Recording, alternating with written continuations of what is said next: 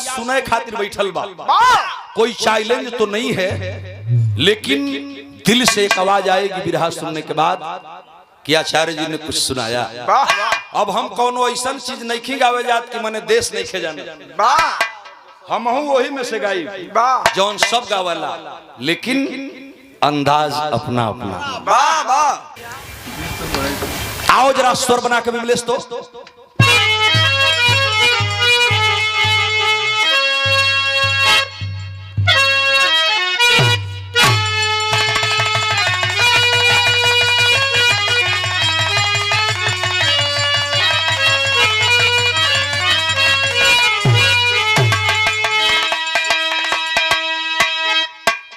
एके बिरहा में झर कहल जाला। इलाहाबाद की तरफ जइहन दादा राम कैलाश, स्वर्गीय हैदर अली जुगनू और लालजी लहरी। कभी जब बिरहा लालजी लहरी से रहे, क्या बात है, वो भी दुनिया में नहीं है। दो चार बेर गावे का मौका मिलल, हम दिखले ही इलाहाबादी का अंदाज रहा। एक बिरहा में झर कहल जाला। कैसे?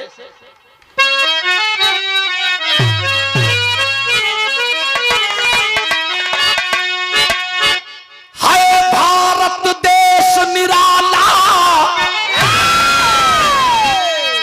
जो कि सब देशन में आला, जहां सत्य शिरोमणि एक एक थी नार।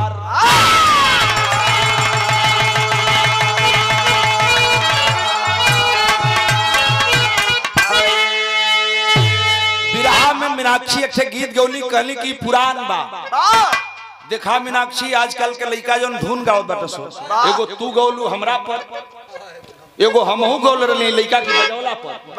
अब हम तोहरा पर ना गौली, एकरी बजौला पर गौली, पियर फराक वाली। ता सगरी धुन एक और जवन हम गावा जाती ई धुन एक। एक बिरहा को मौज देई। कौन गीत बा बिरहा में?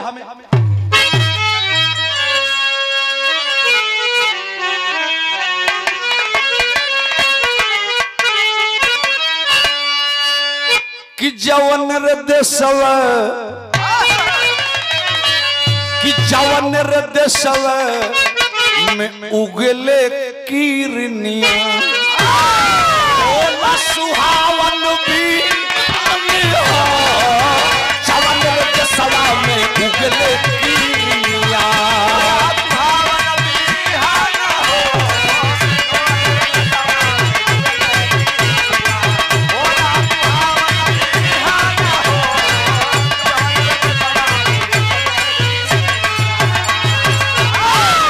जवन रे देशवा में उगले कीरनिया, ओला सुहावन भी हो,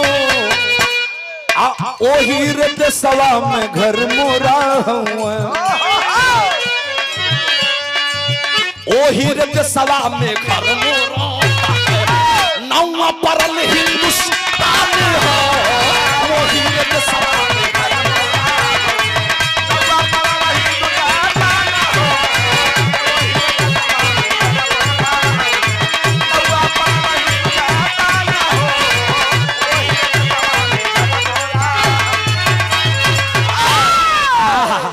भूमिका लेकर के बिरहा की कहानी शुरू है। मेरे बाबू जी बतिया बा के कर परिचय पाएंगे। भाव है बिरहा में कि सारे जहां में है आंखों का तारा, सारे जहां में है आंखों का तारा, यह भारत देश वो मोर हो, गंगा जमुनवा का निर्मल बाधारा, गंगा जमुनवा का निर्मल बाधारा, पहाड़ी हिमालय पार हो, गंगा जमुनवा का निर्मल बाधारा, पहाड़ी हिमालय पार हो, गंगा जमुनवा का निर्मल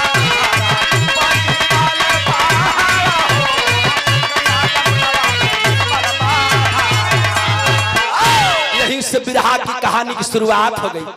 बतिया बाक करे बतौली की आपकी एकदम जानी आपका जानल पहचानल गीत हम गावजा थे, लेकिन सचमुच सुनने के बाद एक आवाज आएगी कि आचार्य जी ने कुछ सुनाया। हाँ भैया, ये लिए दिल थाम के बैठे। कहानी का शुरुआत भइल जौन आप लोग सुन ले हैं।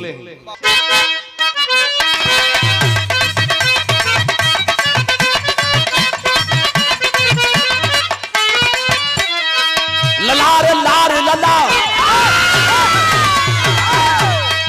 ललारे लार लला लारे ला ललरे लारा तनारा नार लला नार नान नरे नारा।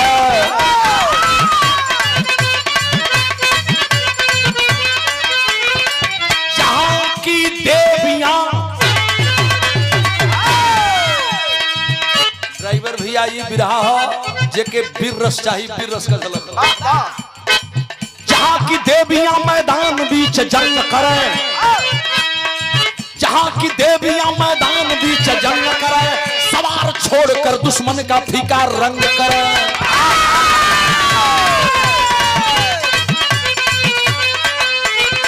जहां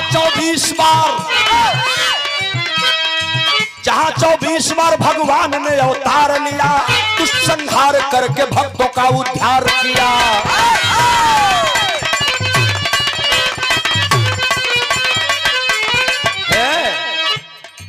वहीं पर अशोपति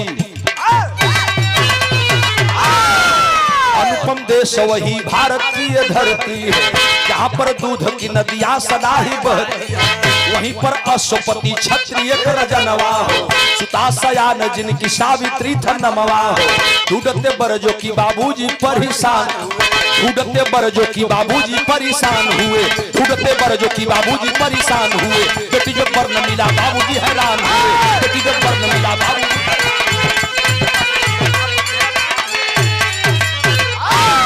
हमारे देश के रहने वाले प्रेम नगर के राजा अश्वपति सेन महाराज का नाम आप लोगों ने सुना होगा।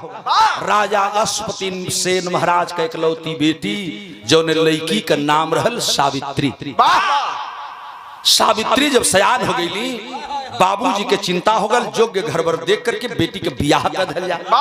तीनों लोग 14 भुवन में घूमला, कहीं बेटी के बियाह बदे दुल्हा मिलवा। बाबूजी बड़ा परेशान हो गई, सोचा लगन अब का करी। एक दिन दरबार में बैठे रहे, जैसे नारद जी ओहरिया मीनाक्षी के ओरिया तो मल्ला भाई बेटा गई। भरे दरबार के अंदर राजा उदास बाटे, मंत्रीवर सवाल कर दिए, महाराज बात क्या है? कहला बेटी सावित्री को बुलाया जाए। बेटी सावित्री जब आई, राजा सवाल कर दिए नम आंखों से, बेटी मैं बड़ा मजबूर हुई इसलिए कि मैं एक बेटी का बाप हो रे पगली। बाबूजी क्या बात बा, काहे इतना उदास हुआ, का मतलब बा? ये बेटी हमके लगत बा ये धरती पर कहीं तोहरे जोगे दुल्हा भगवान बनौलो ही नहीं। हमार विचार बा, हम खोजत खोजत थक गई। मेरी इच्छा है, पूरे मंत्रिमंडल की सलाह है कि जाओ बेटी, मैं तुझे आदेश देता हूं, तीनों लोग 14 भुवन में घूम करके अपने दुल्हा का चुनाव स्वतः कर लेना। और मैं वादा करता हूं कि जेके तू दुल्हा मान लेबू, जेके अपन दुल्हा चुन लेबू, वही से हम तुहार ब्याह करब, तू अपन दुल्हा अपने खोजला। कल रजवा पगला गल का हो, तब बेटी अपन दुल्हा खोजे खातिर निकला, तो खोज ही वाली तर्ज लग गई। जियाउद्दीन साहब बोल दे भैया, बोला जल्दी बताओ। इम्तियाज खान ग्राम सभा न रहनी, ग्राम सभा न रहनी बाबू इम्तियाज खान भाई को सलाम करता हूँ। बिरहा में तर्ज कौन बा?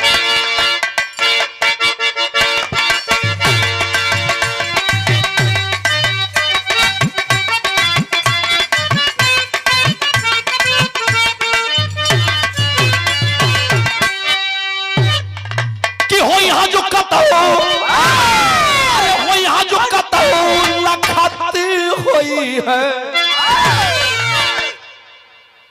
कोनो दुल्हन दुल्हा बदे परेशान है तो कहल सखीन से गौया लोग कि हो यहाँ जो कतौ, अरे लखती झुमत होई है रे गले डाली के रुमलिया, अरे गले डाली के रुमली, अरे झुमत होई है गले डाल के रुमलिया झुमत।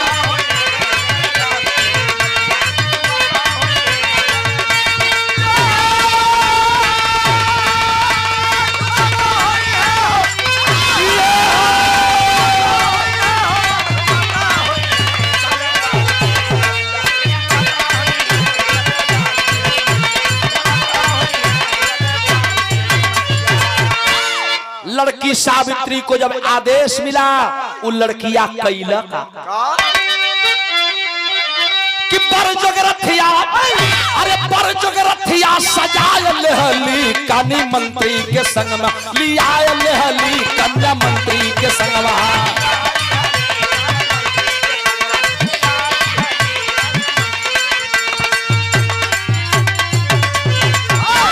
देशवा विदेशवा में घूमा कुमारी,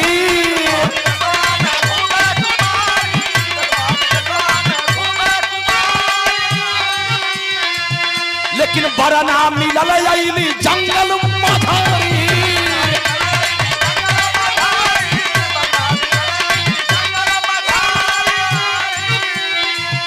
अरे किस्मत पर अपने पछताए चलली रानी मंत्री के संगवा, लिया चलली रानी मंत्री के संगवा।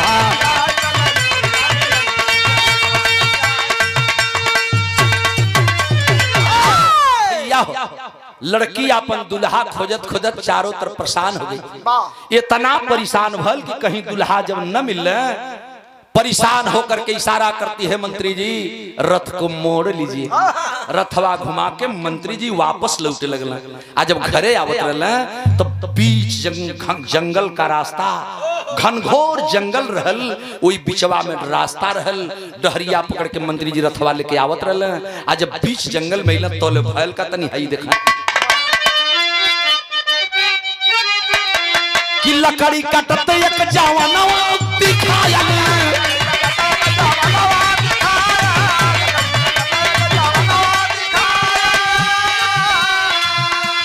सतिया का मन लकड़ी हारा पर आयल।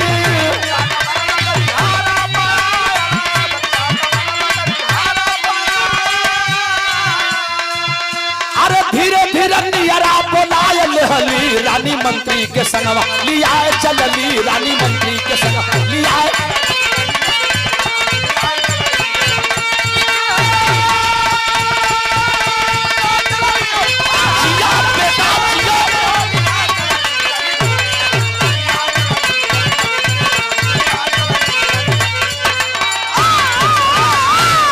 जंगलवा में जब रथवा लेके मंत्री जी वापस आवत रहल, एक ठे सुखल पेड़ रहल, पेड़वा पर चढ़ के एगो लइका लकड़ी काटत रहल। मंत्री जी से लड़किया कहल, मंत्री जी रथवा रोक दीजिए। मंत्री जी जब रथ को रोक दिए, कहल तनी देखबा हो लड़कवा के बोलौता ना। मंत्री वो रथ से उतरे और लकड़ी हारा के नीचे बोलूला। लड़किया इशारा की जरा इसका परिचय तो पूछिए। मंत्री जी गइला, कहल कि बेटा तू कौन है रे, कहाँ का रहे वाले हुआ, तोरे माई बाप का का नाम? कल जैता ना, तू तो कोनो राजा का मंत्री लगत हुआ, ई कोनो रथवा पर बैठल राजकुमारी है, हमार परिचय जान के का करबा? कल के नहीं बेटा बता दे तू। लड़की इशारा कैलस, अब तब लड़का अपन परिचय बतावे लगल। मंत्री जी आप मेरे विषय में जानना चाहते हो ना, तो सुनो मेरा परिचय क्या है। कि नाम सत्यवान भूपति, नाम सत्यवान भूपति से न कललनवा हो, काटी करके लकड़ी बीताईला जीवनी। अंधी अंधा माई बाप राजपट छिनी गईल, ऐसा न समैया की बढ़ली परेशानिया। मंत्रीवर मैं भी किसी राजा का बेटा हूं, लेकिन आज हमार बाप राजा ना हो, नाम हो भूपत सेन महाराज। कल तू भूपत सेन का बेटा है रे? कल हाँ, नाम सत्यवान भूपति सेन कललनवा हो, काटी करके लकड़ी बीताईला जीवनिया। मैं अंधी अंधा माई बाप राजपट छिनी गईल, ऐसा न समैया की बढ़ली परिसनिया। ये लड़कवा बताओ था अपन परिचय, ओने त्रिया मन मन गुण, वही सत्यवान के बर चून, पूछली नक्षत्र पता मन मोहिरनिया, ऐली भवन छन बाबूजी से बोली बन, कि भूपत से न महाराज के भेजी दालगनिया। वही लड़कवा के सावित्री अपन दुल्हा मान लेली, कहली मंत्रीवर चलिए कमवा होगा। घर आई अपने पिता से कहला जवन कमवा तू 3 साल में ना कैला, तुहार बेटी 1 साल में कह के चला आए। दूल्हे का चुनाव हो गया, बताओ मंत्री मेरा होने वाला दामाद कैसा है, किस राजा का बेटा है। मंत्री कहला वही लड़की से पूछा, मंत्री कगरी हो गई, कहला बेटी बताओ तेरा कौन होगा दुल्हा। जब परिचय होने लगा, राजा भूपसेन का बेटा सत्यवान, जिनका राज्य पड़ोसियों ने छीन लिया है, रोते रोते अंधे हो गए, राज्य नहीं मिला, माई भी अंधी है, उन्हीं का लड़का सत्यवान जंगलवा में लकड़ी काटला। राजा कहला कि हमार बेटी का ब्याह लकड़ीहारा से हुई ना, ये ठीक न बा। बाबूजी देखा बिरहा बतौनी की गजब हो खजाता। बिटिया रुचि मुन्नी जो पिताजी की छोटी सुपुत्री है, बहुत बहुत धन्यवाद आशीर्वाद। तथागत भगवान गौतम बुद्ध की अनुकंपा हो, साधुवाद भाई को। जरा सा देखा आई लड़की जब बतौला, कहा कि ना नहीं बेटी नहीं, तोर बियाह हम लकड़ीहारा से करब। कहला कि पिताजी होश में हुआ, तू ही कलरला कि जैसे जेके तू दुल्हा चुन लेबू वही से बियाह हुई। कहला एकर मतलब हो का कि तू जाके लकड़ीहारा से चुन लेबू। कहला ना, बात बढ़ गई आगे। लेकिन राजा जब बात में फंसने लगे तो ज्योतिषियों को बुलवाए, और ज्योतिषियों को बुलवाए, कहला कि मंत्रीवर भेज दीजिए, लगन पत्रिका मंगाइए और जरा गणना बनना देखा जाए, लगन नक्षत्र मुहूर्त मिलाया जाए। राज्य का सबसे बड़का ज्योतिषी बैठल, तो बिरहा पे बिरहा रल जाता। एगो तरज गावत रहली, कहली कि मेहरारू गुरगावली का मेहरारू भैलू मीनाक्षी, हां मेहरारू हो ले भैया पैसिया न बोलू भाई का बिरहा तनी दिखाई तो हने लोग के सुने लायक, और सबके सुने लायक चीज हम बतावे जाते बिरहा में। जब ज्योतिषी अइला तो बिरहा का तरज लगी, एगो तरज गौले रहली। कौन हो, कौन गौले रहली?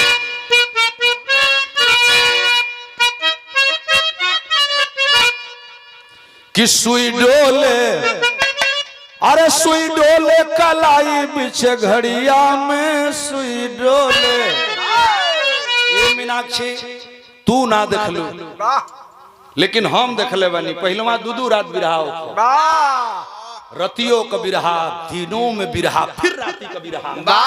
दिन में समझो महफिल लगा, लड़वैया खलवैया गवैया, एक एक से एक लोग जुटा। वो हाउस सेंट जब छिड़का सऊदिया वाला, केवड़ा जल, बल्टी का रस, दौरा का भूजा, क्या बात है चाचा, गोठा से लगा लो का भैया हो। क्या जमाना था, क्या भाव था वो। आजकल लड़की डायरी लेके गाओ थे से मीनाक्षी। पहलवा एगो बगलिया में मड़ई रे जैसे घर बात है, दुआरिया पर लोग खिचड़ी खा, अब मड़ैया में नौआ बता बता के लोग खुश हो खा। अब माई बहन जब नौआ लेके गरियावा तो मैं मोची पर लोग ताव दे पर नाव लेहला समार, नाव जब आ जा कि राम भवन शंकर का मरा गया भैया हो, तो मोची पर ताव करा जा। ओ समय लोग गावाई गीतिया जौन तू गावत रहलू कि सुई डोले, अरे सुई डोले कलाई बिछे घड़िया में सुई डोले, समधि का बहिना हुई छीनार, रोज रोज घूमेली सियर बाजा, घूमत में लेके भागल बाचा मार सुई डोले। यही के बेचन भैया गाँव 3:30 कि 3:30 बजे, अरे 3:30 बजे मुन्नी जरूर मिलना, 3:30 बजे, 3:30 बजे मुन्नी जरूर मिलना हो, 3:30 बजे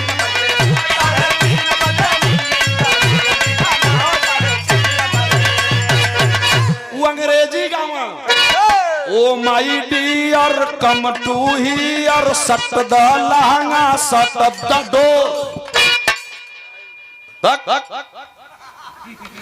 oh my dear come to हियर सट द लहंगा सट द डोर समय लगेगा 24 3:30 बजे जरा टारज दिखाओ मैं डाल देखूंगा जरा जैसन पंडित जी जैसन मुखिया का कहीं वैसन पंडित जी का बहन सुनु बाबा जैसन मुखिया का भुआ वैसन पंडित जी का फुआ सुनु जैसन बाजा ताटे ताई वैसन पंडित जी का माई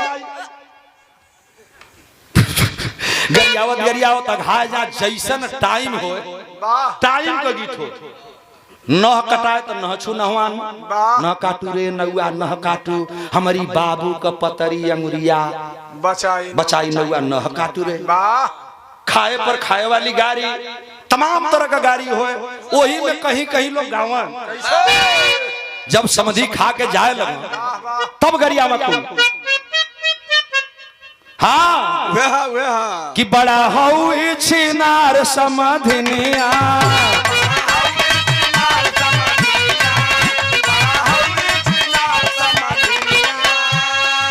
अब या कोई के हम कहब ना शिकुमार भाई के हमारे समधिन मान लो ये शिकुमार हमारे समधिन हूँ हाँ तू थोड़ी देर खातिर मेहरा अब हम मीनाक्षी के ना कब एक बेर हमको गुरु भी कहली एक बार गुरु भी कहली सम्मान भी करली और बगल की लड़की है अच्छी गाती है आप लोगों के घर का है प्यार इस बच्ची को आप लोग दीजिएगा हम को बहुत प्यार आप लोग दिले ही जहाँ कुछ न रहल ता सगरी कुछ आप लोग दे देला लोग ये आप लोगों की देन है भी मीनाक्षी ई समधीन हमारे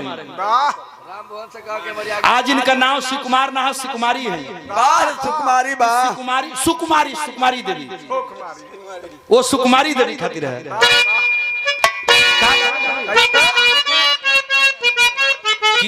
बड़ा हऊ छिनार समधिनिया अरे बड़ा हऊ छिनार समधिनिया कैली नौआ भातार समधिनिया कैली नौआ भातार समधिनिया अब मिलल अहिरा भातार समधिनिया पवली अहिरे भतार समधिनिया लेके भागल चमार समधिनिया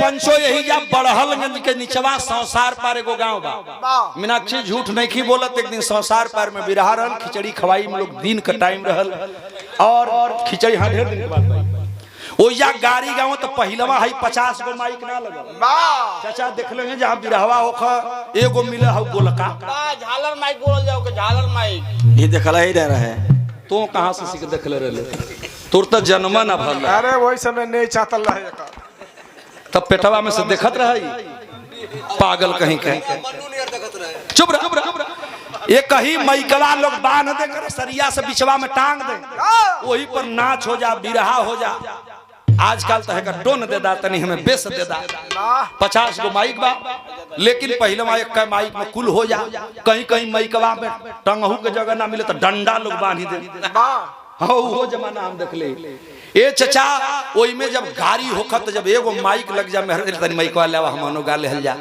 त जवन तेज बोले वाली होखा वो माइकवा अपने और खींच ले छोरा छोरा संसार पार में लोग मेहरारू गाड़ी गावत रहली ओई में एगो मेहरारूआ तनी तुलतुलाह बोलत रह हम हनो खात रहली समधियो भाई खात रहलन तौले समधिन के गोल गरियावे लगल उठ के जब लोग जाए लगल तब गरियावा कि अरे भगला ए समधी भगला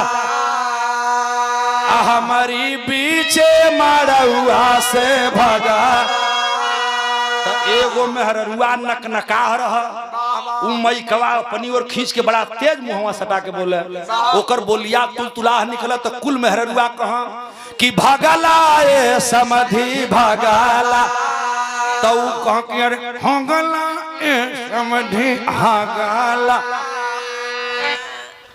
मेहरुआ और तिया और कहा कि भगला ए समधी भागा तो हमारी बीचे मारौआ से भागा तो कह कि हागला ये समझी हागला हमारी ईचे आड़ुआ ए हागा।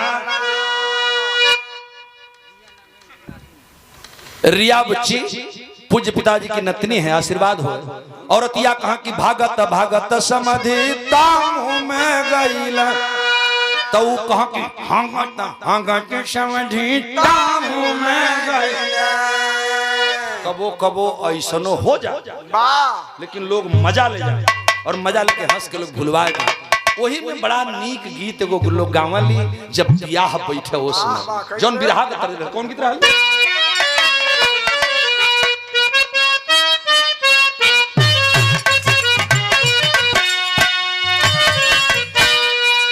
झाझर मड़ौआ जन छ वही हाय बाबा हो झाझर मड़ौआ जन छ वही हाय बाबा हो लगी है सुरु जावा का ज्योति हो।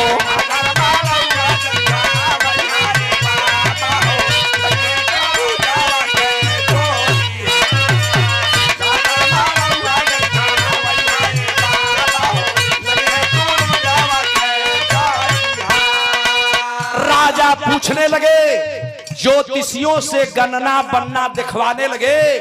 प्रमोद बाबू गजब हो गल बिरहा में जितना ज्योतिषी रहला कोई से कोई बोलता ना बा सबका मुड़ी नीचे हो। राजन सवाल कर दिए क्या बात है कुछ बताइए ना। दिन पता ही रखा लोग चिट्ठी भेजल जाए सत्यवान से बेटी का बियाह हो खवला हो बड़ा अनर्थ हो जाता कल कैसन तब ज्योतिषी बतौना निकना ही कैलू बेटी बनवा में गईलू बेटी निकना ही कैलू बेटी बनवा में गईलू बेटी फुटी गई ना करम तो हारी हो निकना ही कैलू बेटी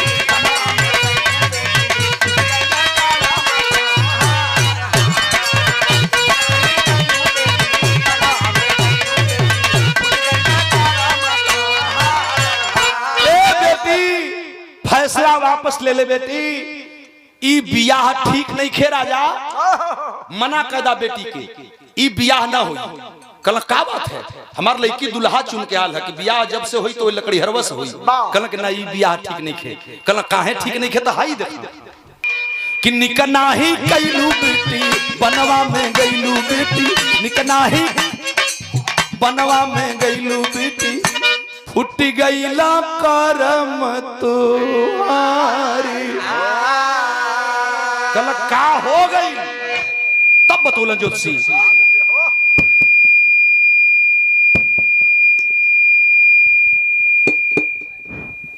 का भाई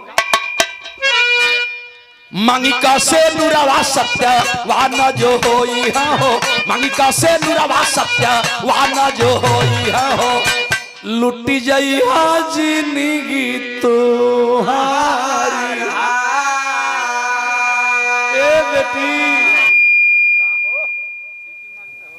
ये बेटी अरे पगली ई बियाह न ठीक बारे कल का बात है फैसला वापस ले ले बेटी तोर बियाह दूसरे जगह कर दे जी कल बतिया बतईवा लोग ऐसा का बात बा तब जोशी बतौल कि बरहे महीनवा बाटे उनकर उमरिया हो बरहे महीनवा बाटे उनकर उमरिया आ लुटी जई हंसे नूरा तो हारी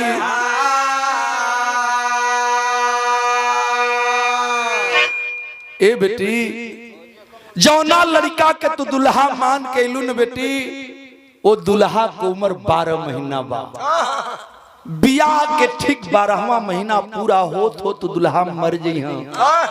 अब बिरहा हमार मीनाक्षी के बिरहा पर चढ़ गई कैसे वहां मल्लाह भैया बसुराज मल्लाह मौत से लड़े का काम करते हैं। यहाँ तनी गौर करब पंडित जी लोग बतौला कि बिहवा ठीक न बा बिहवा होई तो 12वां महीना आवत और दुल्हवा मर जाई कल कैसे बतियावत हुआ लड़की भी खड़ी है पूरे दरबारी खड़ी है राजा सुनत हुआ तब बताओ था पंडित जी लोग कि 12 महीना बाटे उनकर उमरिया हो बरहे महीनावा बाटे उनकर आ लुटी जई हासे नूरा तुम्हारी। ए चचा इतने सुनले क देरी रहले चचा कि बज्जर न पर गई बिल खैला राजा मंत्री सब समझावे रामा। बिल खैला राजा मंत्री सब समझावे रामा। कन्या करैले मन विचारी हो।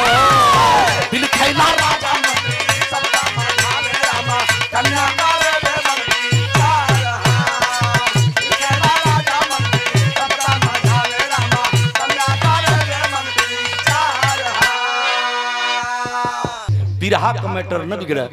राजा एक तरफ सुस्क लगलन, लड़कियां एक तरफ सुस्कत बा। बरहे महीना में दुल्हा मर जी हैं। कलन लड़की आगे आ गई। राजा कलन न बेटी ना, ना बेटी ना, तू फैसला वापस कर लो सावित्री, ई ब्याह न हुई। लड़की खड़ी हो गई, तमतमा उठी। कल पिताजी आपने ही मुझे कहा कि जे के दुल्हा मान ले वो से ब्याह कह दे। सुन लीजिए मेरी बात। पल्लवी और पीहू ये दोनों बच्चियों की तरफ से पुरस्कार आए हैं। बहुत बहुत धन्यवाद। वो भैया कहाँ गए जन बच्चिया के लेकर खिलावत रहा, दौड़ दौड़ावत रहा, सुध गए ना का नहीं खाली मीनाक्षी कर दौड़त कहो इनके घर में सना ना फोन उनके बतियोल रहलू है। ई घर नहीं हमारे तई घर समरिया दौड़ के उनके मीनाक्षी के लगवा के बैठी हैं। तब तो हमारा सड़ुआ नाता खूब चली जा भैया हो। बहुत बहुत सम्मान बड़ा ही प्यार आप लोगों ने दिया है। बिरहा पैसा रुपया अपने जगह बहुत कुछ देते हैं आप लोग। ये हंसी में कदली बिरहा दिमाग से न हट। लड़कियां कहला कि तू ही कहला कि जेके दुल्हा मालिबो से बियाह हो जाई। कहला बेटी बरहे महीना में मर जाई, तू विधवा हो जाई, वो मान ला बतिया। इनकार कर दे बेटी। कहला नहीं, भारत की बेटियां जिंदगी में एक आदमी को पति मानती हैं। आई हमार पति हो गए हुआ, हम इनके दुल्हा चुल्ले हैं। हमार बियाह जब होई तो लकड़ी हरवे से राजा बड़ा चिंतित हो गई। ये लिए एक ठे तरज लगल बिरहा में। कौन गीत लगे बेटा? अरे झकोरा मारे झुलनी, अरे झकोरा मारे झुलनी, आषाढ़ी लहराए हो। झकोरा मारे झुलनी,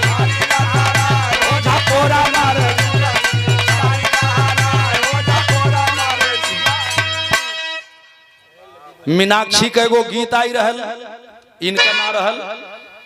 इनके संगे कबो कबो गीत आ जाले उधर। बिरहा में कितना सुघर मैटर बा, बिगड़ा ना दिमाग से। कौन गीत है बिरहवा में?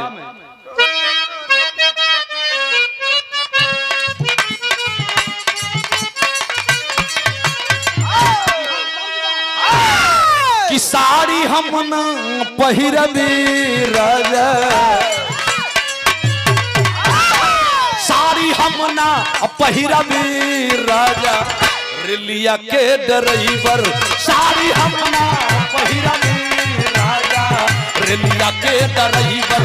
साड़ी हम न पहिरबी राजा, रेलिया के ड्राइवर। कहला पिताजी आपने मुझे पैदा किया है, मैं आपकी बेटी हूँ। बाप का कर्तव्य होता है बेटी सयान हो गई तो कर बियाह पैदा। तू हमार बियाह करा। हमार सासु अनहरी हो, हमार ससुर अंधा हुआ, हमार पति लकड़िहारा हुआ। 1 महीना जी हाँ कि 10 वर्ष जी हाँ कि 100 साल जी हाँ, एकर जिम्मेदारी तोहार नहीं थे। हमार बियाह जब हुई तो लकड़िहरवा से हुई। राजा मजबूर हो गई, और जब मजबूर हो गई ना तब फाइल का बिरहा में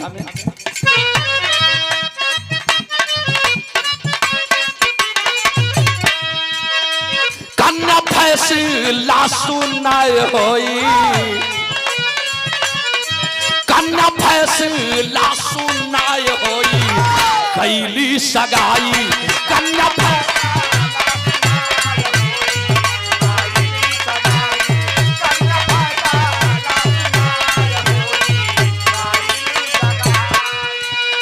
गैली बनवे में आए होई, गैली विदाई।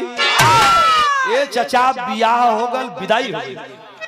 जब राजमहलों की बेटी अपने ससुराल में चली, वो लकड़ीहारा बनवासी के संग तो जंगल में मिला क्या? अंधी सास, आन्हर ससुर, मड़ई का घर, लकड़ी काट के बेच के वही के रोटी चलाए वाला पति है।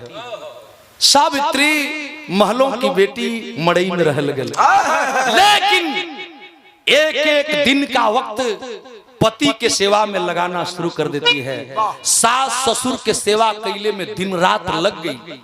जैसे बाबूजी के सम्मान में, पिताजी के याद में, जिन्होंने पिताजी ने सब कुछ बनाया है, ऐसा ऐसा बेटा पैदा कैले होंगे। यहाँ से विदेश में लोग कमाला, वैसन परिवार बाई। ए चचा, उ लड़किया के चिंता हो गई कि जौन ज्योतिषी लोग कहले हुआ उ बतिया सही न हो जा। यह दिमागवा में खटके लगल गुलाब भैया। बिरहा गजब हो गल का भई। दिनवा गिन गिन बीतल महीना, दिनवा गिन गिन बीतल महीना, सत्यपति का सेवा कीना।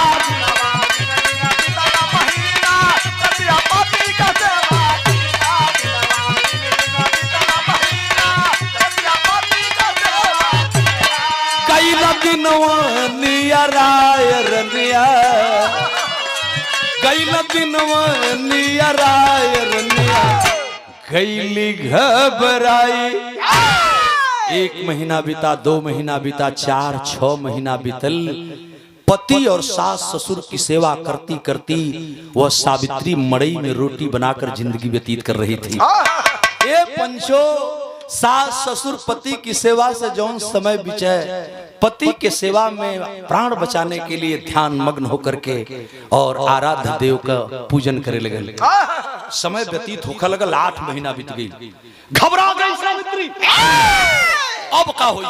9वां महीना बीत गई, 10वां बीत गई। जब 11वां 12वां चढ़ल न चचा, करजवा धक धक धक धक करे लगल। जवन ज्योतिषी जो लोग कहले बाटे कहीं दिनवा सही हो जाई तो हमार सैया मौत के मुंह पे चल जाई है। देखा मीनाक्षी, बिरहा पर बिरहा चढ़ी कैसे, लड़े वाले मौत से लोग भइला, ई दिमाग में बतावा जाती है। सावित्री बेटी योजना बनाने लगी। 12वां महीना का 25 दिन बीत गई। आज 26वां दिन बा और धड़का लगल करेजा। जब 30वां दिन नगीच आवे लगल, सावित्री घबरा गई। लेकिन दिल में बाला अबला होते हुए भी एक बड़ी मजबूती है, और ऐसी मजबूती आप में भी होना चाहिए। तेरी लगी बेटा,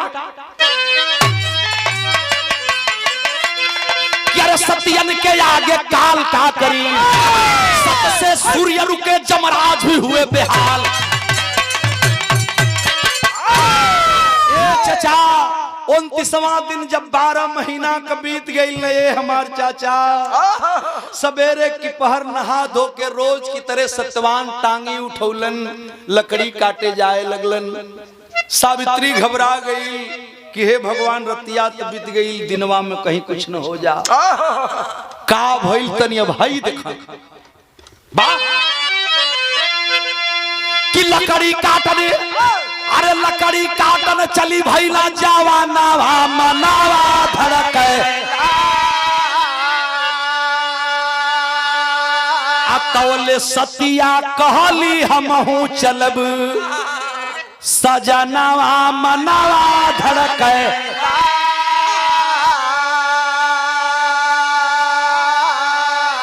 ए सैया आज लकड़ी काटे ना जाए के, कल ना जाई तो का खइबू, का माई खई है, का बाबू खई है। कल कि आज ना जा, कल ना हम तो जइबा करब। कल तो जइबा तो एगो काम ना करता, हमहू के संगवा लिए चलता। तो देखा मेरे बाबूजी, अगर पतिव्रता स्त्री है तो पति अगर एक बात इनकार कर दिया पत्नी की बात, तो दूसरी बार पति को मान लेना चाहिए। पति ने कहा कि ठीक है, नहीं मानोगी तो चलो। जंगल में सावित्री साथ चल देती है। आगे आगे सतवान हो, पीछे पीछे सावित्री। एगो सुखल पेड़ रहल, देखते कहला यही जा आज लकड़ी कटाई, रुक गई ना जंगल में।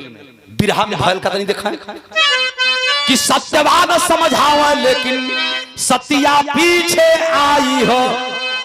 आ चढ़ा पेड़ पर लकड़ी काटन आ माथा गए चकराई।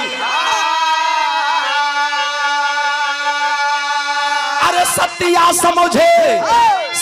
समझे मौत का कारनावा मनावा धड़के। ये चाचा सतिया समझे मौत के कारनावा मनावा धड़के। लिटा जंघे पर सत का बरे दिया नवा मनावा धड़के।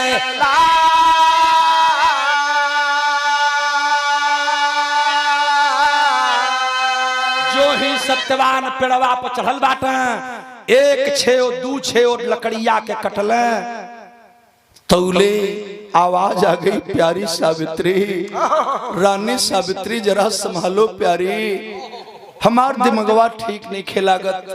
सावित्री कहली स्वामी तने नीचे आ जा। जब सत्यवान नीचे अइलन न चचा, बाबूजी समझ गई कि हो न हो कहीं ज्योतिषियों की बात सत्य न हो जाए। सत्य सुमर करके पतिव्रता स्त्री एक सत्य का दीपक जला के रखलस। फिल्म वाले पर्दा पर दिखौले हुआ पति की अर्धजीव लाश बीमारी हालत में तड़प रहे सत्यवान, जंघा पर सर के रखलस, आसनी लगा के बैठ गई, सर को सहलाने लगी। उसी समय स्वर्ग नगरी से जमलोक से जमराज अइला, जैसे वो हरिया यमराज अइला, सोचला कि सत्यवान के प्राण के निकाल ले, समय हो गई बा। मुहूर्त देखत हुआ, जब लपकला चचा तो फिल्म वाले ने दिखाया है पर्दे पर, एक बार ना 5 बार प्रयास किया जमराज ने। और जब प्राण निकाले के कोशिश करा, अगिया का लपटिया दीवा के इतना तेज होकर दीपक कर लो कि जमराज लगा कि जर के भस्म हो जाए, पीछे हट जाते थे। लेकिन जमराज छल कर दिए और जानते हैं सत्यवान के शरीर में कोलाहल हो गई, आवाज निकल गई सत्यवान के मुंह से, प्यारी सावित्री जरा पानी पिला दो रानी, जरा एक लोटिया पानी ना पिले तो। पति पानी मांग रहा है, पत्नी कैसे बर्दाश्त करिए चचा। बिलख पड़ी सावित्री, स्वामी रुक जा स्वामी, अब हम पानी लेके अली हो। ए चचा बगलिया में को छोट कर डबरा रहल, गंदा पानी रहल, अपनी सैया को या जमनिया पर सुता के दौड़ के गईली, सोचली कि तन पनिया ले आए कि स्वामी के पिलाए दे। जो ही पनिया खातिर सावित्री 5 कदम गई रहली, जमराज के मौका मिल गई ले चचा। और जब जमराज के मौका मिलल ना, तब बिरहा में आल्हा लगल बेटा,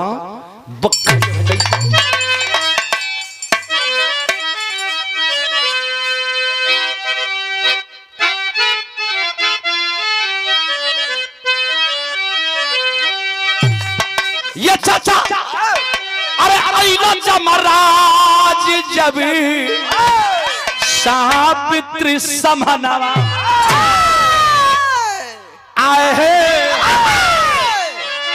सतिया के आगे चारा चलता नवा,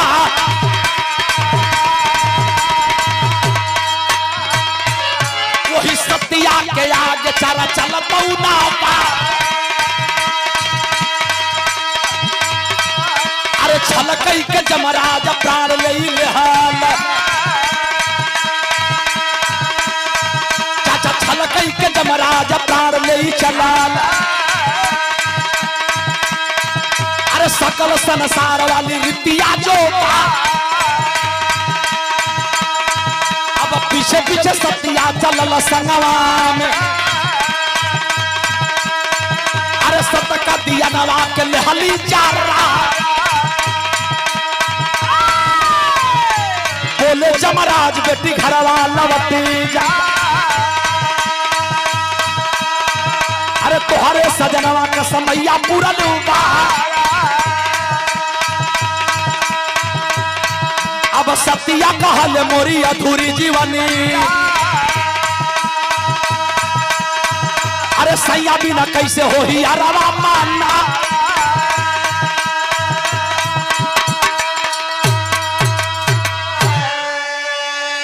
बाप बाप जमराज छल कर दिए, छल करके सत्यवान का प्राण तो जमराज ने निकाल लिया। लेकर के प्राण जमराज उड़े के कोशिश कैला। लौट गई सावित्री, खबरदार नहीं जमराज, ऐसा नहीं कर सकते, रुक जाओ वरना जला के भस्म कर दूंगी। थर थर थर थर कांपने लगना जमराज। कल नहीं बेटी नहीं, इनका समय हो गया है, इन्हें जाना ही पड़ेगा, तू चली जा। जा बेटी जा। 2-3 बेर बेटी बेटी कही के लौटावा लगना। कल की वे मेरे सुहाग हैं, मेरे सिंदूर हैं, मेरे पति हैं, और इनके बिना हम रह कैसे? कि हमार अर्धांग हुआ, हम इनका अर्धांगिनी हैं, आधा अंग ही हमारा हुआ। देखा यही जगह और करो, हमारे हिंदुस्तान के मुताबिक, हिंदू धर्म के ग्रंथ के अनुसार पति और पत्नी दोनों अर्धांग और अर्धांगिनी होते हैं। आधा अंग पत्नी को होला, आधा अंग पति को होला, दोनों अंग मिलाकर के एक पति और पत्नी का रिश्ता होता है। सावित्री कहला कि हमारी आधा अंग हुआ, आधा शरीरिया तू लेके चल जीबा, तो आधा शरीरिया लेके हम जियब कैसे? नहीं, ऐसा नहीं हो सकता। जमराज सोचा लगला कि ऐसे न मनी। कहला बेटी ना मनबू तेगो बात ना कर तू। कहला कि कौन बात? तब जमराज अपने बात में फंसावा लगला। तनी यही दिमाग लगाई, का कहला जमराज कि कहा जमराज कुछ मांग ले मंगाना। बेटी बोला जमराज कुछ मांग ले मंगाना।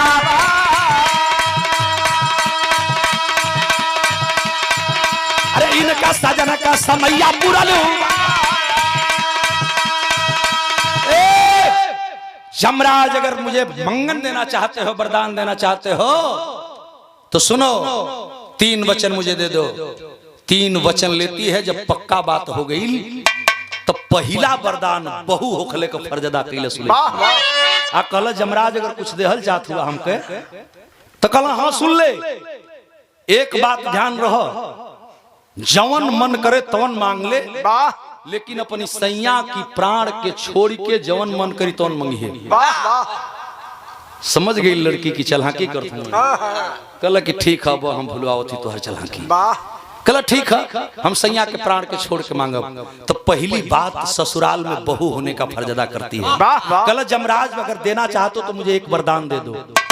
पहला वरदान है कि सास ससुर अंधी अंधा खोल देना ना, हमार सास ससुर अंधी अंधा खोल देना, और राजपट सगरो वापस होई जा।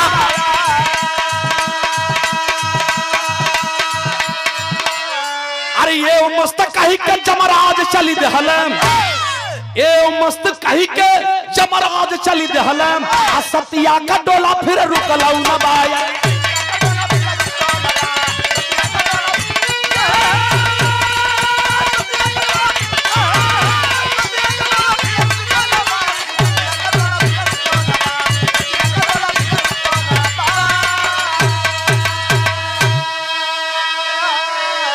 मेरी सास अंधी है, मेरे ससुर अंधे हैं, मेरी सास अंधी है। वरदान दीजिए दोनों के आंखों की रोशनी वापस आ जाए और उनका राज्यपाट वापस मिल जाए। तथास्तु ऐसा ही होगा। ये मस्त जाओ जा बेटी, तो के राज मिल जाई। तो हर सास ससुर का अंधा हुआ, आंख का रोशनी वापस आ जाए। पहला वरदान लड़की पौलस। जमराज प्राण लेके बढ़ लगल। फिल्म वाले देखौलो कि धीरे धीरे जमलोक की तैयारी कैल। आ जब जमीन से उड़ा लगल, कुछ देर लड़किया तो या खड़ी रहल। एकाएक सत्य का दीपक जला करके सावित्री सत्यवान के प्राण के पीछे जमराज के पीछे पीछे लग गई। कुछ दूर जमराज गईला, मुड़ के देखला, कहला बेटी, अरे बेटी तू गई नहीं रे। लड़किया हंसा लगल, कहल का हो, कैसन बाप हुआ हो। एक बार बेटी कहत हुआ, एक बार बेटी के विधवा बना के जात हुआ। कैसे लौट के जाई? एगो काम ना करता का कहलौ लड़की, बाबूजी तनी बिरहा के मटर में बिगड़। कहला बेटी कहत हुआ, अब बेटी के विधवा बना के जात हुआ। कहला बेटी लौट जा, तू ना जा सकलू। कहला ना जा सकीला, तब हम चलब ना, तू जा ना। जमराज फिर मुड़त हुआ, फिर पीछे लग गई। आज जब पीछे लगल तब कहला सु लड़की कि सुना ऐसे हम न जाई। कहला का करबू तू? तब बिरहा में गजब भाव लगल।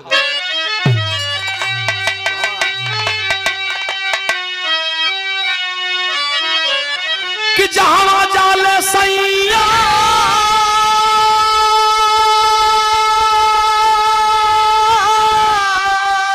चला लिया बाबूजी काहे बेटी कह के घरवा मोर जलाई बाबूजी।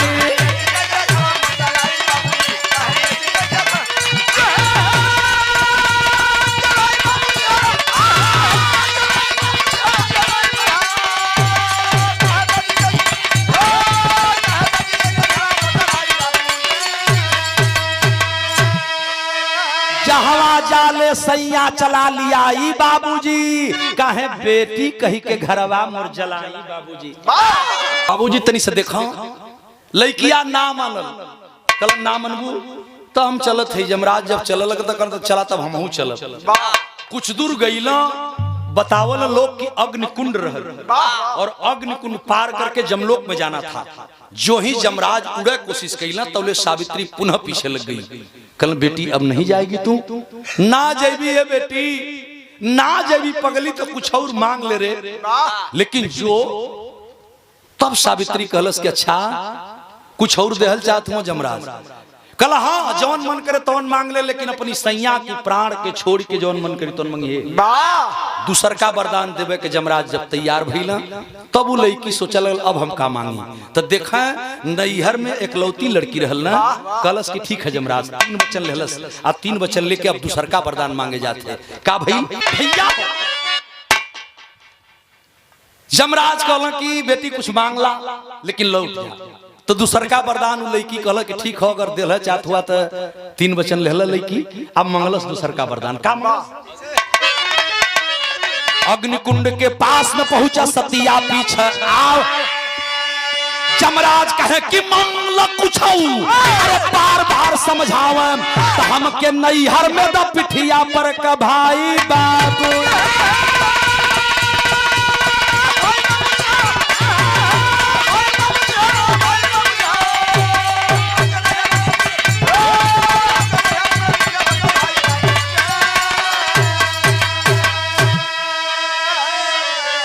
दूसर का वरदान मंगला कि जमराज कुछ देहल चाहत बाटा त नैहर में बाबू माई का हम अकेले लड़की हई हमके एगो भाई दे दा माई बाबू के बेटा मिल जा हमके भाई मिल जा। ये है हमार प्यार लालसा बापा ये मस्त जा बेटी तुमको तुम्हारा भाई मिलेगा माई बाबू के एगो बेटा हुई तो के भाई मिल जाए तथा यो मस्त कही के जमराज फिर चल लगल। ए चचा वही जैसे जमराज उड़लन अग्निकुंड का महल अग्निकुंड का लौ रहल उड़ करके अग्निकुंड पार करने लगे। सावित्री कुछ देर तक तो वहीं खड़ी रही लेकिन बर्दाश्त नहीं हुआ। उड़ गई सावित्री सतीत्व के बल पर और उड़ करके पीछा कर लेती है। बीच अग्निकुंड के आकाश के बीचों बीच में फिल्म वालों ने पर्दे पर दिखाया है इस सीन को। वही बिचवा में जमराज जाके खड़ा हुआ पिछवा सावित्री हाजिर। कल बेटी तू अब भी नहीं गई अरे आगे बड़ा भयंकर रास्ता है लौट जाए यहीं से। कल की लौट जाई लेकिन हमारी सैया के तो तू लेके जात हुआ इस जिंदगिया के करे सहारे जिया चाह के हम का करब हम संगवा चलब। कल की नामन भी बेटी नामन भी तेगो काम कैले कल कौन काम कल कुछ और मांग ले लेकिन अब बेजा से चल तीसर का वरदान देवे के जमराज तैयार हो गई। और तीसरा वरदान जब देवे के तैयार हो गई जमराज तो सावित्री हंसे लगल कलश की ठीक कल हाँ लेकिन ध्यान रहे बेटी अपनी सैया के प्राण के छोड़ के जौन मन करी तो मंगी है का भइल तनी देखा। पर्दे कर जमराज चले सतिया फिर पीछे लागी। जमराज कहे कि लौट जो बेटी अरे नहीं तो लगी है दागी। मांग ले कुछ तो कर तब दे दाएगो कि गोद में सुगना दे दा हमके एक हरसाई बा।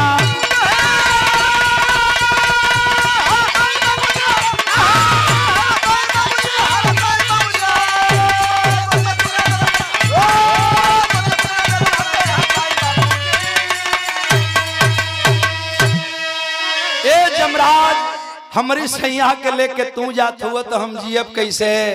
हमके वरदान दे दा कि कम से कम हमारे को लइका हो जा। जमराज कहला कि बेटी तो के लइके चाहत रहल तो पहले में मांग ले रहती रे पगली। जाओ ए मस्त तथास्तु ऐसा ही होगा। तुझे एक सुंदर पुत्र रत्न की प्राप्ति होगी, एगो बेटा हुई। बेटा होवे का वरदान देके जमराज उजा से चल देना। लड़की सावित्री कुछ देर तो उजा खड़ी रहल।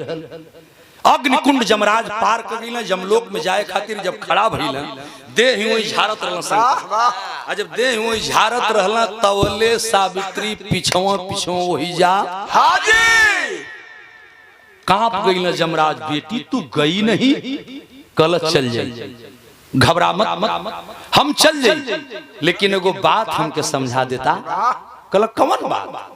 तब लड़की कहले रहल, भैया भैया भैया पर देकर जमराज चल थर थर कांपा तना। सतिया कहा कैसे लौट के जाई, आ कैसे होई ललनवा जब कि साथे में सजनवा लिहले जाई बाबू।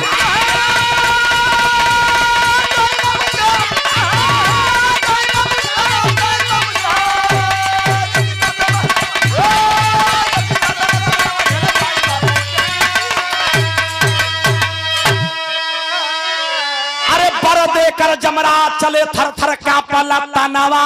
सतिया कह कैसे लौट के जाई, कैसे होई ललनवा जबकि साथे में सजनवा ले जाई बाबूजी। कहो तू हमके वरदान देले हुआ कि हमार लइका होई, हमरी सैया के तू लेके जात हुआ त लइकवा कहां से होई? धुरियंडा। अरे बेकूफ धुरियंडा। हाँ कि जमराज हो गई ना वही कंडा। हाँ छीले लगला बंडा। अब वो कंडा हो गई ना तो घोड़ा बंडा का छिले। अरे मार दला ठंडा उनके हो गई ना। कल बेटी कल हाँ हो। बाबू बोला हमरी सैया के तू लेके जात हुआ तो हमार लइकवा कहाँ से हुई? जमराज कहला कि अब तक तू फंसा देली रे, फंस गए बुरी तरह से। कल बेटी अरे ले रे बेटी ले, जिंदगी में क्यों के हम वरदान न दिले रे, आज तू हमके फंसा दे ले रे। ले तोर बेटा तब होई जब तोर पति तोरे लगे रही। तो देखे मौत से लड़ करके वो बेटी, हिंदुस्तान की औरतें हैं, बिटिया हैं, नारियां हैं, जमराज से लड़ गई वो लड़की। और जमराज मजबूर हो गए, फंस गए अपनी बातों में, और फंस करके सावित्री के पति के प्राण को वापस कर दिए। यही तरह ना मीनाक्षी जमराज का वो बहुत बरियार फसल।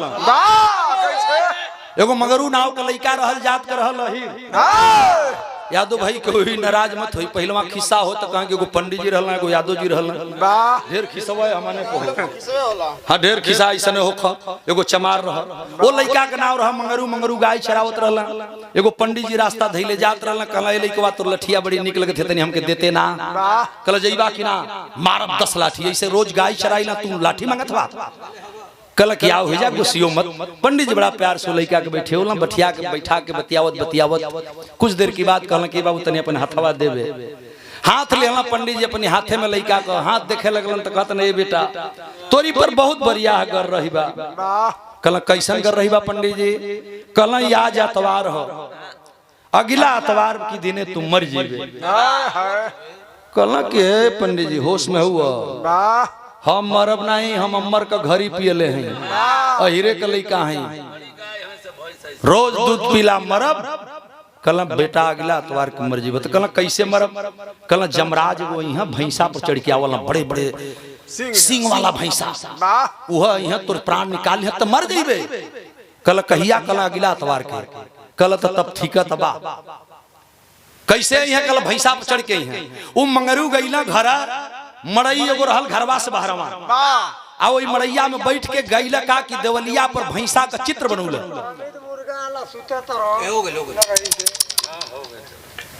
भैंसा का चित्र बनौला बिमलेश, वही पर जमराज बनौला भयंकर। धूप अगरबत्ती मंगौलस, बाबूजी की थैली में से 20 गो रुपया चुरा के अगरबत्ती ले आइल, जाके कहलस वही घर में पूजा करे लगल। आ 7 दिन चाचा वो लइका के मन में आ गई कि हम ना मरब, तब पूजा जमराज का करे लगल। 8वां दिन जब अतवार पड़ल तो जमराज अइला, दरवाजा खटखटलो, इसी में वो लड़का है, वो ध्यान में मग्न रहल, जमराज के अगरबत्ती दिखावत रहल। ना मरला, जब दरवाजा खटवाट खड़ाव धड़ाक मरला खुल गई तो देखला कि कोनो लइका बा। आई जमराज के कहले बेटा, बोला भगवा के ना जैसे के हो, देखत ना हवा हम पूजा करत हई। कहला कि सुन बेटा केकर पूजा करत हो? कहला हम जमराज की पूजा करत हई, हमार मऊत हमके मारे खातिर रही हैं। कहला देखले हुए जमराज के तो? कहला ना देखले ही। कहला देखल चाहत हवा? कहला हाँ देखल चाहत ही। जमराज कहला कि सलाह जिंदगी भर खाली हम लोगन के मुअवली, कबो हमार भक्ति पूजा के कइल ना। ई लइका इतना प्रेमी बा कि हमार पूजा करता, ते के अपन रूप दिखा देवे चाहिए। ए भैया कहला कि अपन रूप दिखा देवे चाहिए। कहला कि तब कहला कि तब गैला बहरा आओ बहरा। ए चचा वही भैंसा के तैयार कैला और बनावटी जब मायावी भैंसा तैयार भल। जमराज एकदम अपने खूंखार रूप में भैंसा पर सवार। कहला बेटा देखो मैं ही जमराज हूँ। कहला ओ हो तू ही सबके मारा ला, तू ही हुआ। दुहाई सरकार हमार भगवान का। कहला बेटा हम तो के मुआवे खातिर आयल रही। हम कहली जानत हई, हम हमार प्राण निकाले आल रही, तोहर पूजा करत रही। कहला हाँ बेटा हम बड़ा तोरी पे खुश सही, हमसे कुछ वरदान मांग ले। कहला कि जौन मांगब तौन देबा ना? कहला कि जरूर दे। त लइकवा मंगरू कहला कि एगो ना मांगब, देबे के हाथ 3-4 गो दा। कहला तू जगो मंगबे तब गो दे। जमराज अपनी भेष में वही भैंसा पर बैठल हुआ। कहला मांग ले। मंगरू यादव कहला कि ते जमराज जी हमके वरदान देवे के तो तैयार हो जा। कहला हम तैयार हैं। कहला तो पहला वरदान हमके दे दो, है जौन भैंसवा का तुहार सिंहिया मुर्रा मतीन है, माने बहुत बड़ियार बड़ियार सिंहिया टेढ़ रहे। कलश की सिंहिया सोज हो जा सो दुनो। जमराज कहला कि लइका बड़ा टेढ़ बा। कहला कि मंगतो हो तुम्हारी भैंसवा खातिर मांगत है, अपने खातिर ना मांगत है। कहला कि का बात है? कहला कि हमार वरदान हमके पहला दे दा कि तुहार भैंसवा का सिंहिया दुनो सोज हो जा, अब भाला के नुखर तेज होके दुनो एक में सट जा। हाँ वही भैया हो वरदान कहला ए मस्त तू भैंसा का सिंह जोन टेढ़ रहल एक बार गचाक जे सोज भइल अपने में सट गल और भाला के अर चोक हो गल। कहला बेटा अब कहला तब दूसर का वरदान दे दा। कहला दूसरा वरदान मांगो। कहला कि दूसर का वरदान हमारी यह हो, हमारी इच्छा बा कि तू कूद के पिठिया पर सो इस सिंहिया पर बैठ जा। कहला कि अहिर के लइका फंसा दिल। कहला कि चल बात दे दिल है तो ठीक हो, बैठबा करब। जमराज दूसर का वचन दिले रहलन वरदान दूसर का पूरा कर खातिर कूदला ए हरिंदर। अब वही चोखा वाली जौन भाला नियर चोक सिंह रहले पर संभर के चढ़ला वही पर बैठला। आ हल्लुक भारी शरीर, हल्का है शरीर रहल। जब बैठला ना तो ये चाचा सिंह चोख बा। जमराज बैठल दुनो गोड़ छितरा गए। सुकुमार ए सुकुमारी दुनो गोड़ जब छितराई ला वही मेन मौका पर सिंह पहुंचल। स्टेशन पर आज जब मेन मौका पर पहुंचल तो धीरे धीरे अंदर घुसे लगल। आ सिंह जब अंदर घुसे लगल तो जमराज सिकुरा के ऊपर होखे लगल। कहला ए बेटा जनमान चल जाई रे। कहला कि बैठा, घबरा मत, बैठा। ढेर जना के मुँहले हुआ, बैठा यही ढेर दिन में भेटाइल बड़ा। उ जब थोड़ी और बैठला तो ले सिंह थोड़ी और घुसल। उ चपक के और ऊपर कैला। आ जब और ऊपर खींचे जा तो कहले बेटा जल्दी तीसर को मांग ले, मांगना तो जनवा चल जाई। कहला थोड़ी देर वही पर आराम करा। कहला ना तीसर को मांग। तो जब तीसर का मांगे कहला तो तीसर का वरदानवा कहला कि हाँ तीसर को दे दा। कहला कि मांगबे तबे ना। तो कहला तीसर का वरदान हमके ये दे दा कि जैसन भैंसवा का सिंहिया पहिलवा रलिया फिर वैसने हो जा। कहला जमराज की तो फरला लिहला से जिंदगी। कहला की तो लहला जिंदगी फारी आज। कहला रे बेटा ऐसा वरदान मत मांग रे। कहला कि नहीं तीसर का वरदान हमके ये दे दो कि जैसा सिंहिया भैंसवा करल है फिर वैसने हो जा। जमराज धर्म संकट में पड़ना। कहला अब का कहीं ए चाचा कैसो कैसो मंगरू के वरदान पूरा करे खातिर तथा तथा तथा करत करत का करत करत धीरे धीरे उचका छाली मार दिया ना। आ जब तथास तू कहत में हचाक दे भुइया चल गई तो जमराज कबो कबो मीनाक्षी ऐसे फंस जाला जैसे उस सावित्री फंसूले रहल मंगरू विराट आखिरी पर देकर जमराज चले थर थर कांपा तना। सतिया कहा कैसे लौट के जाई आ कैसे होई ललनावा जब कि साथे में सजनावा लिहले जाई